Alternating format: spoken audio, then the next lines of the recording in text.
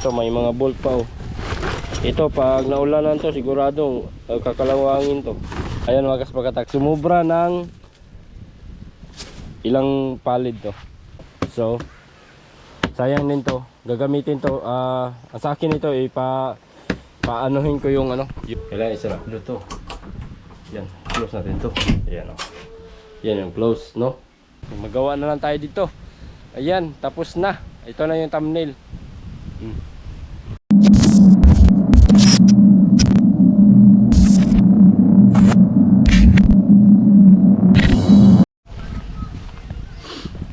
Yo, what's up mga kasparagatak? Balik tayo dito sa bangka. So ngayon anong araw ngayon? Dapat sana may nagtatrabaho ngayon So hindi natin naabutan yung mga manggagawa ngayon. Ang problema, sumubra yung pom. Patay tayo ni Lola nito Ayan mga kasparagatak, sumubra ng ilang palid to. Ayun tatlong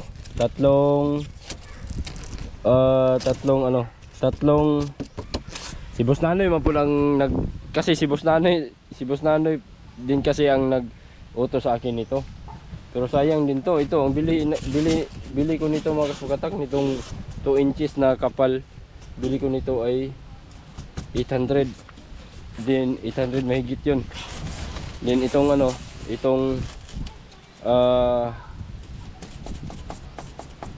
itong 1 inches na na 1 inch na kapal 400 din. So ilang palid ang natira? 3 at saka isa, no? Sayang din yan. So mga 2,000 pesos din to ang nasayang, no? Then dito mayroon pang mga natira na mga plywood. Ito mayroon pang isang plywood. So sayang din to, gagamitin to. Sa akin ito paanohin ko yung yung bodega, pataplakan. Sabihin ko si Lola or si Raisan o di kaya si Boss Nanoy na itong natira na plywood ipatapak na lang doon sa tingnan natin mga kasparagatak, kasi nga yung mga manggagawa natin ay umalis na, no? Tapos na yung kontrata nila mga kasparagatak. Hanggang doon lang kasi yung sabot, no? Hanggang sa mabuo na itong bangka. Mula nung dito sa kilya hanggang mabuo yung bodega, no? So tapos na yung bodega, tingnan natin. Wa man din nila natiwas og limpyo. Kami na maglinis ito mga kasparagatak. Okay lang yun, no? Okay lang. And then yan si Raisa na bahala nito doon sa ilalim. Ayan, meron pang mga kalat naiiwan, hindi na pala nalinisan nila. Ayan, ito tapos na. Meron ng salamin nitong mga bintana mga kasparagatak. Windshield, ayan, meron na windshield, no? Tapos na. So abangan nyo ang pag-content natin itong kamaruti. Ayan, palinisan muna natin. Tsaka abangan nyo din yung pag wiring ko nitong kamaruti, no? Yung mga ilaw, kung saan natin ilalagay yung mga switch, mga radio, fish finders. Ayan, dito panigurado na dito yung fish finder ilagay. Dito ilagay yung fish finders. And then yung mga switch, no, na binili natin, saan kaya yun pwede ilagay? Pwede dito yun sa babaw, no? Tanhalan natin. Gawa na lang tayo siguro ng ng tawag dito, plywood, no? Lagay tayo ng plywood dito para natin yung switch dito ilagay siguro. So ako nang bahala nito. Tapos yung mga wire, hanap na lang tayo ng paraan kung saan natin ipapadaan yung mga wires. Ayan. So, kumpletuhin ko muna yung mga kailangan. Mga ilaw. Meron akong switch, dalawang switch yun na tig-anim yung ang ano niya, tig-anim yung switch niya. Isang box, tig-anim. So, meron tayong 12, no. So, yun. Tingnan na natin kung anong magagawa natin dito. Ito, hindi pa na. Kailangan isara to. Yan, close natin to. Yan o. Yan yung close, no? Yung magtimon, ganito lang, easy. Pero napakaluwag niyan, napakaluwag dito. Luwag na luwag. Maluwag na maluwag. Alright. So, double check lang. Ayan, paikot-ikot lang tayo dito. Itong budiga, tatlong budiga, tapos na. Ngayon lang kasi ako nakarating dito mga kaspakatak. Kasi, kakarating ko lang din doon sa bahay. Galing ng Dipolog. May huli kasi yung ano. May huli sila Boss Nanoy kagabi. Tingnan nyo, mapapanood nyo sa upload ko. I-edit ko muna yun. Or sino kayong mauna, ito ba or yung basta mag-upload ako. Ayun mga kaspakatak. So, mingaw na no, mingaw. Mamayang hapon, babalik tayo mamayang hapon siguro. Ano tayo dyan, magplano tayo dyan sa mga ilaw dun hanggang sa ibabaw kung anong pwede nating ilagay. Or kausapin ko si Raisan tungkol sa mga ilaw niya. Dahil ayan, meron namang ano, meron ng mga lagayan ng ilaw, you know. Alright. So, hindi lang natin naabutan yung mga panday, no. Umalis na sila kanina, kanina umaga daw sila umalis. So kahapon naibigay na yung last na pera. Kasi yung kontrata yun, no, pero dinahandahan nila yung pagkuha ba. Hindi na binuo yung pagkuha, dahan-dahan lang. So maganda din yun sa part namin, yung dahan-dahan lang.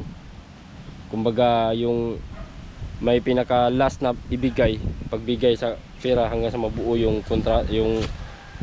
pirang napagkasunduan, no. Alright, so okay na yun.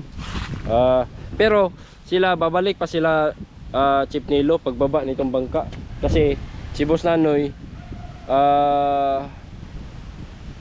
ayaw ni Boss Nanoy na siya mismo ang magbaba nitong bangka. Gusto ni Boss Nanoy yung mga taong yun pa din ang magtrabaho sa pagbaba nitong bangka. Ang problema lang, no, wala tayong mataas na tubig sa umaga na sa ngayon. So mag-aantay pa siguro, or dalawa yung option mga kaspakatak. Baka baka maibaba ito ng gabi. Kaya ang pinoproblema ko ngayon, kung ibaba ito nung kung gabi, yun ang pinoproblema ko, kasi hindi natin mahagip at hindi natin makita masyado kung paano ito maibaba. Maganda sana kung mga ganitong oras, no, araw, no, maliwanag, kita natin, makuha natin talaga yung pagbaba nitong bangka. Pero umorder na ako ng mga kaspakatak, yung ilaw na malakas, para kung sakaling gabi man siya ibaba, no, may makita pa rin tayo, kasi may ilaw tayo, no, na in-order. So yun nga, iniintay pa namin. Si Boss Nanoy lang yung makapag-decide kung kailan tong bangka na to ipababa. Pero wala pa naman siyang engine, no. Mag-schedule pa kami. Maghanap pa kami ng tamang panahon kung kailan namin ikakarga yung engine dito, yung makina mga kaspakatak. Yan. Pa kami ng time. Kasi nga mga kaspakatak, medyo nagpahuli na naman yung isda ngayon. So kagabi nga maraming huli si Boss Nanoy, naka 50 banyera siya kagabi. No, naka 50 banyiras yata si Boss Nanoy kagabi.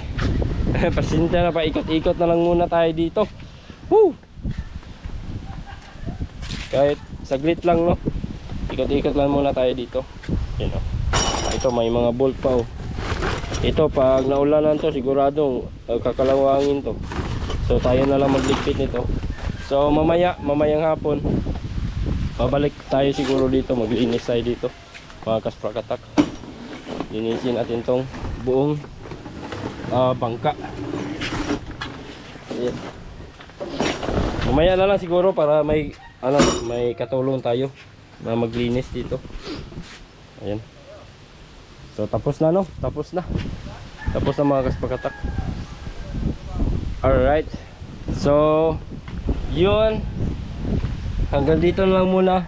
Quick lang to, quick update lang. Quick update lang sa bangkang ginagawa dito. Tapos na. Okay na. Pintura na lang. Pipinturahan na lang to. Pero yung pagbablog natin dito mga kasprakatak hindi pa natapos, ha. Abang-abangan nyo pa rin, no, yung mga susunod na mga pangyayari dito, no, kasi magpipintura pa kami nito. Pinturahan pa itong buong bangka. Ayan, ito pipinturahan pa to. Ayan. So abang-abangan na lang. Ngayon kasi yung mga tao ni Raisan, so ang magpatuloy na pagtrabaho dito mga tao na ni Raisan, mga crew na nitong bangka, sila na yung magpapatuloy sa paggawa nito. Pero sa ngayon hindi pa sila makakapag trabaho kasi medyo napuyat pa, no?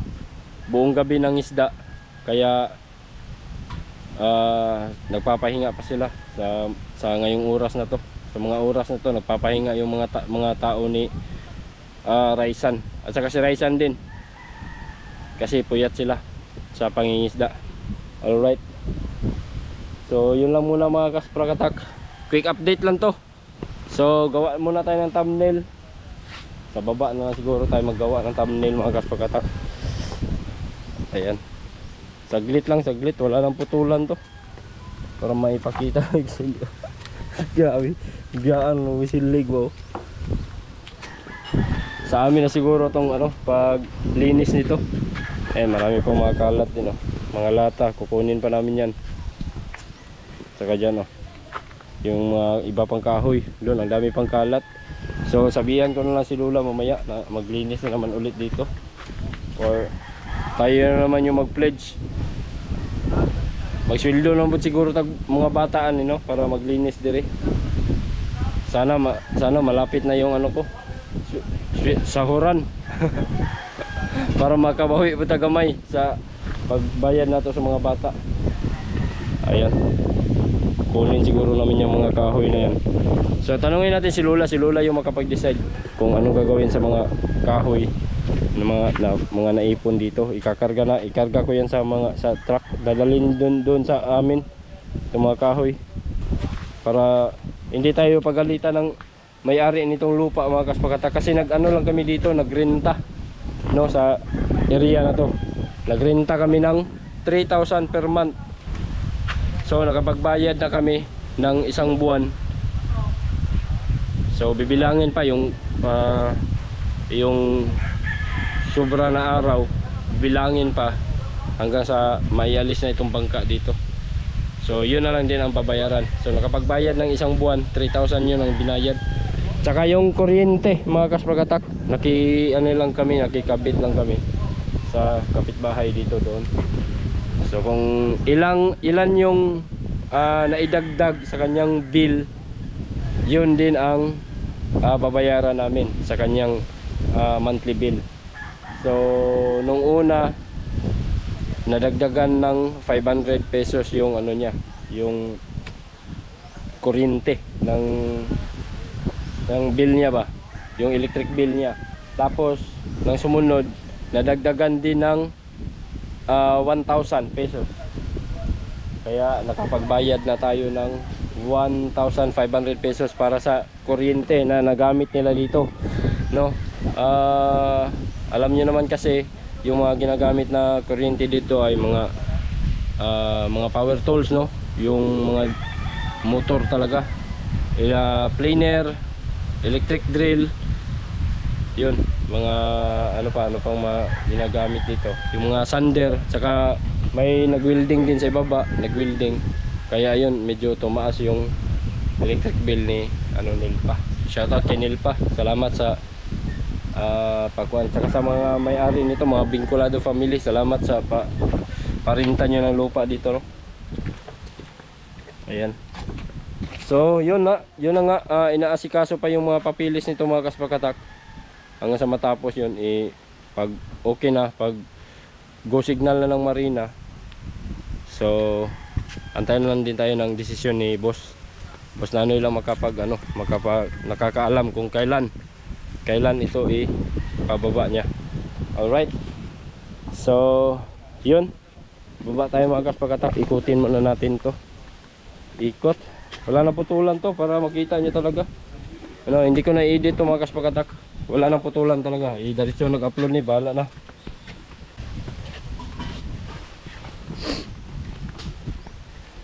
Hindi na siguro part yun sa sa kanilang trabaho. So maraming salamat pa din sa mga gumagawa nitong bangka. Ayan. So yan ang bangka mga kaspakatak, oh. Napakaangas tingnan talaga, napakaganda. Yung kamarote niya bagay sa laki niya, no? Yan, may mga butas sa bawat gilid. Pero lagi sayang din, no? Sa tingin ko yung mga butas niyan, yan yung makapagbigay ng dumi sa sa gilid ng bangka. Mabilis madumi kasi lalo na pang diyan sa ibabaw, kulay puti yan. Sigurado nang madali lang madumihan ba. Pero na lang kung parating linisan ng mga crew, okay lang. Pero pag ayan, ito na. So ito na yung bangka mga kaspakatak. Magawa na lang tayo dito. Ayan, tapos na. Ito na yung thumbnail. Tapos ng bangka. Ay, hindi pa siya totally 100% natapos. Yung mga ginagawa lang sa ibabaw nitong bangka, yun na natapos. Pero sa pintura, sa engine, sa pag-install ng engine, hindi pa. Alright. So yun lang muna mga kaspakatak. Update ko na lang kayo mamaya hapon, baka makapag-vlog pa din tayo dito. So mag-isip muna ako kung anong ipapakita ko sa inyo, anong i-share ko sa inyo. Siguro maglinis tayo dyan mamaya. Tingnan natin, no? Kung wala akong gagawin mamaya dun sa bahay, babalik ako dito. Ikot-ikot lang tayo dito. Alright. So yun lang mga kaspakatak. Gusto ko lang din sabihin sa inyo, maraming salamat talaga sa inyong pagtutok, sa mga tumutok. Maraming salamat talaga, no? Kahit papano nakapag-ipon din tayo yung dahil sa inyo, tumaas yung views natin, tumaas yung revenue natin. So sobrang thankful talaga ako sa inyo mga kaspakatak, dahil hindi nyo ako iniwan. Talagang sinubaybayan nyo itong bangka na to kung hanggang kailan siya matapos, no? So yun lang. Pero abangan nyo pa din, no, yung paglutang nito. Sasama tayo sa unang paglaot nitong bangka na to mga kaspakatak. Bibigyan ko yan ng time. Sa unang paglaot, sasakay tayo, sasama tayo sa laot, na para magdasal tayo na sana sa unang paglaot magamit talaga siya, makargahan agad ng isda, no? So yun lang. See you na lang sa next video mga kaspakatak. Bye bye.